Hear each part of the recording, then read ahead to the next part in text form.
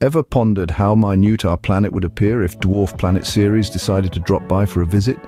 Let's give this some perspective. Ceres, the colossal titan of the asteroid belt tucked between Mars and Jupiter, is still significantly smaller than Earth. With a diameter clocking in at nearly 600 miles, it's about a 13th of Earth's size. Yet don't be fooled by its petite stature.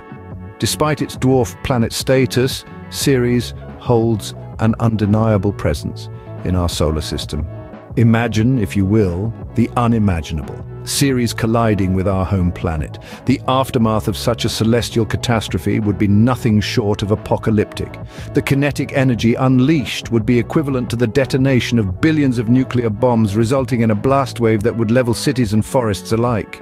Firestorms would rage across the planet, incinerating everything in their path. As the smoke and ash obscure the sun, a nuclear winter would ensue, plummeting global temperatures and destroying much of the Earth's biosphere.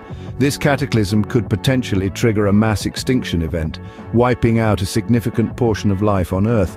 However, it's important to note that such an event is highly unlikely. The vast distances and gravitational forces within our solar system act as a protective shield, preventing such catastrophic encounters. The hypothetical impact of Ceres on Earth is a stark reminder of our fragile existence within the cosmos. To encapsulate, Ceres, though diminutive in comparison to Earth, could wield catastrophic effects. Ceres, this dwarf planet nestled in our solar system's asteroid belt, is but a fraction of Earth's size. Yet should it collide with our home planet, the consequences would be global and dire. Despite this chilling scenario, it's important to remember the astronomical odds against such an event.